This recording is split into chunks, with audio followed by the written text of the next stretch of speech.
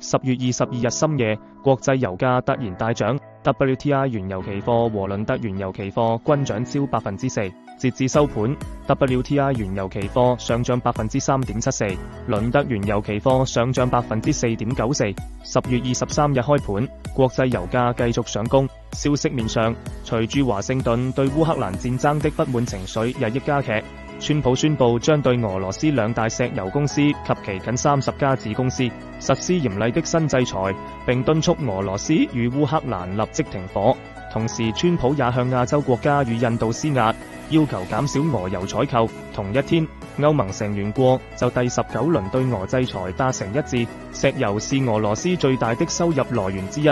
這意味住一旦制裁擴大執行力度，將截斷俄羅斯石油出口的國際渠道，大大減少俄羅斯的外匯收入。從供需結構來看，俄羅斯原油在歐洲與亞洲能源體系中具有關鍵地位。若出口受限，將迫使主要進口國重新尋找替代來源，這將無形推升全球運輸成本及區域價差。儘管全球石油需求恢復仍面臨壓力，但地緣日價與供應預期收緊，正成為當下油價反彈的核心驅動力。